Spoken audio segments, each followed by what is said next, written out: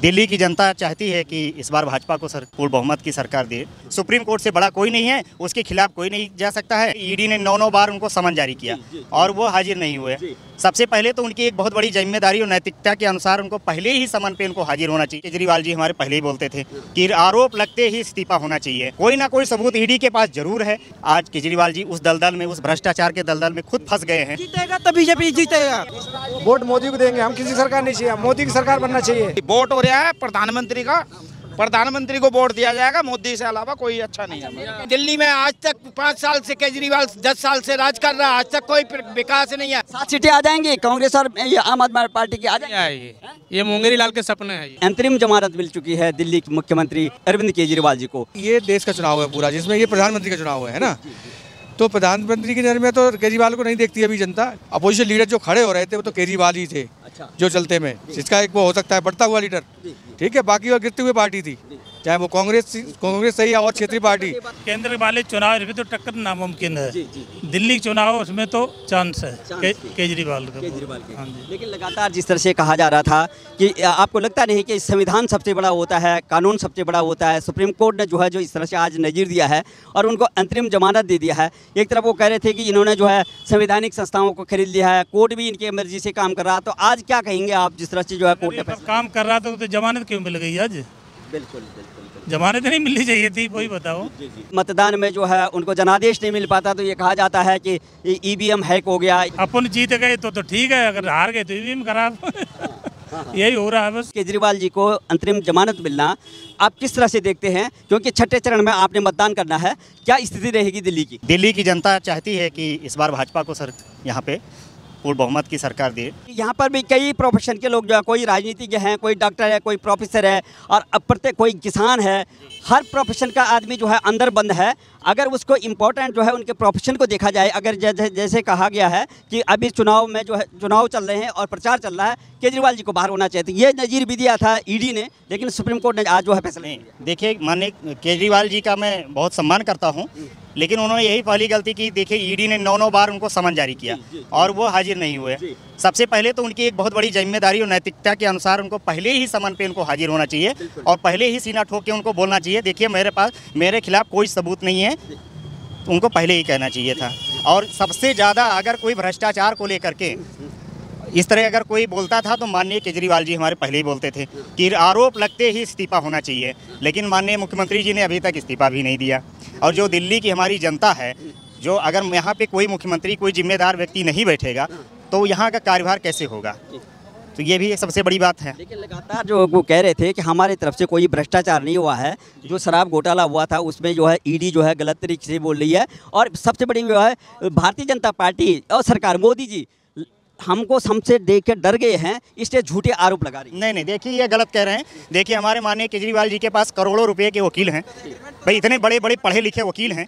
अगर बिना सबूत के इतने बड़े नेता को, एक मुख्यमंत्री को अगर जेल में बंद कर दिया जाए तो ये तो पॉसिबल नहीं है। कुछ ना कुछ तो ज़रूर है, कोई ना कोई सबूत ईडी के पास जरूर है। ये कहना सरासर गलत है कि ईडी के पास कोई सबूत नहीं है, कुछ नहीं है। माननीय सुप्रीम कोर्ट, हाई कोर्ट से लेकर सुप्रीम कोर्ट तक इतने बड़े बड़े वकील हैं, अगर इनके पास कोई सबूत नहीं होता तो माननीय मुख्यमंत्री जी को और हमारे भाई दिल्ली के इतने लोकप्रिय मुख्यमंत्री, उनको तो 1 मिनट के लिए कोई नहीं रख सकता था जेल में। विपक्ष जो है, विपक्षी नेता जो है यही कहते, चाहे वो राहुल गांधी हो, चाहे केजरीवाल जी हो, चाहे अन्य जो है जितने भी जो है इंडी गठबंधन के लोग हैं, वो यही कह रहे हैं कि संवैधानिक संस्थाओं को, और इवन जो है कोर्ट के पेपर भी जो प्रश्न चिन्ह लगा देते हैं कि कोर्ट भी जो है केंद्र के इशारे पे काम कर रहा है। ये जो माननीय राहुल गांधी जी कह रहे हैं वो गलत कह रहे हैं। अगर दिल्ली में देखा जाए तो कांग्रेस के लिए एक बहुत बड़ा अवसर आया था और शायद वो अवसर को छोड़ दिया माननीय राहुल गांधी जी। माननीय केजरीवाल जी पहले तमाम आरोप लगाते थे, शीला दीक्षित जी की सरकार थी और सबके ऊपर आरोप लगता था। माननीय सोनिया गांधी जी थी, उनके ऊपर आरोप लगता था। आज केजरीवाल जी उस दलदल में, उस भ्रष्टाचार के दलदल में खुद फंस गए हैं।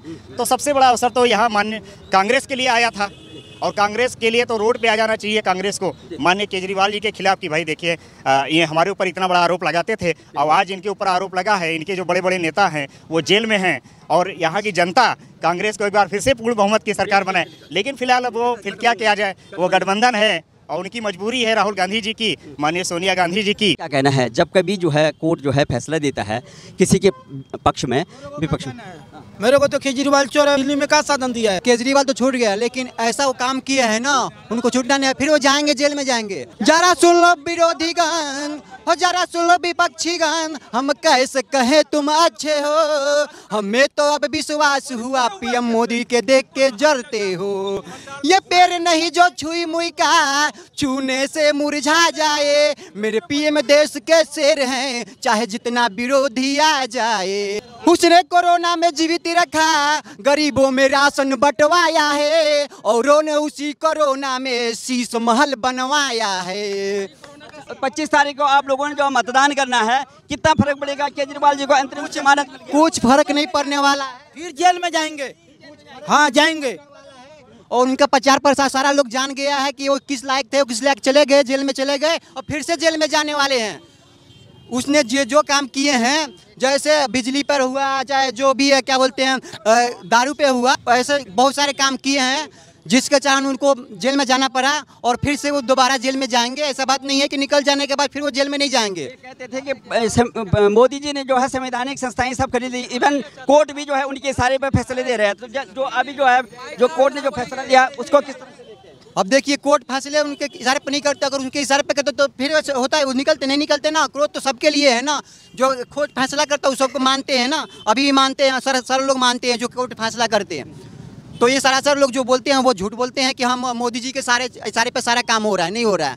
जो कोर्ट फैसला या ईडी जो भी हो, मोदी के कहने पर नहीं, वो सामूहिक कार्रवाई करती है जो करने लायक होता है। संविधान जो है मोदी जी के इशारे पे काम कर रहा है। नहीं, मोदी जी के नहीं मानते। सबसे बड़ा है ना, हाँ कानून सबसे बड़ा है, सबूत पे चलता है कानून, ऐसे नहीं चलता है, ऐसे कोई अंदर नहीं कर देगा किसी को। अंतरिम जमानत मिलेगी या प्रचार करेंगे, कितना फर्क पड़ेगा?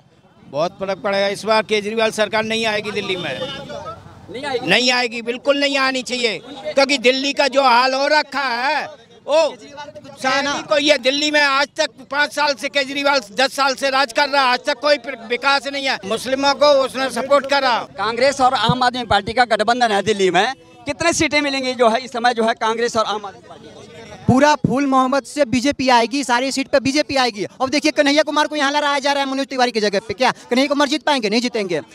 मनोज तिवारी ने इतना अच्छा काम किया, फ्लाईओवर के ऊपर फ्लाईओवर, जहाँ पे जामे लगती थी, जहाँ पे चले जाइए उधर, वहाँ पे जामे लगती थी, वहाँ पे बहुत मुश्किल होता था लोगों को, लेकिन गाड़ियाँ दौड़ रही है। मोदी जी ने तो सब कुछ किया है, गाँव में तो शौचालय भी दिया है और सिलेंडर भी दिया है और राशन भी फ्री कर दिया है। मोदी जी को दोबारा लाना चाहते हैं भाई, वोट मोदी को देंगे हम, किसी सरकार नहीं चाहिए, मोदी की सरकार बनना चाहिए। देश का प्रधानमंत्री मोदी बढ़िया है।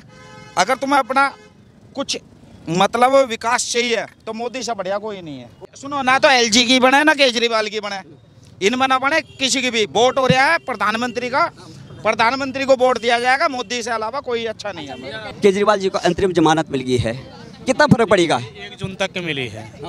1 जून के बाद उनको सरेंडर करना है, जो गलत है वो गलत है, वो कभी भी गलत ही रहेगा। सारी बीमारियां क्या मोदी जी के आने के बाद ही पैदा हो, पहले लोग नहीं थे, पहले किसी को कोई हाथ नहीं डालता था तो लोग चौड़े होके घूमते थे, आज हाथ डाल रहा है तो मोदी जी गलत है। 7 सीटें आ जाएंगी कांग्रेस और ये आम आदमी पार्टी की आ जाएगी। ये मुंगेरी लाल के सपने हैं। सर देखिए, वो संयोजक है ना, अगर कोई मुख्य जो है ना गार्जियन घर का जो है ना, अगर किसी जो है ना इसमें पड़ा हुआ है विपत्ति में, मुसीबत में, तो वहाँ पे घर में प्रॉब्लम होता ही होता है। अभी निकलने के बाद कुछ ना कुछ फर्क पड़ेगा, ठीक है ना। अब जिसकी बहुमत वो तो होना तो है, लेकिन निकलने से काफी हद तक बहुत फर्क पड़ेगा, ठीक है ना। बिल्कुल बिल्कुल, कानून ने बाहर किया ना, उनको कानून को मानते हैं ना, कानून सर्वोपरि है ही नहीं। बिल्कुल सर्वोपरि है। कहते हैं कि इस कानून जो है मोदी जी ने अपने अंडर कर दिया, कोई अपने अंडर कर सकता है कानून? कुछ हद सुप्रीम कोर्ट सर, कुछ हद तक तो जो है ना सर, आप मीडिया से हैं, आपको भी लगता है कुछ हद तक जो है ना संवैधानिक चीजों को जो है ना, नहीं कुछ तोड़ा गया है सर। कहने का मतलब डेमोक्रेसी नहीं है इंडिया में। नहीं, आपकी बात से ही लग रहा है मेरे को। अगर डेमोक्रेसी नहीं होती फिर इनको संजय सिंह और अरविंद केजरीवाल को फिर बेल क्यों मिलती?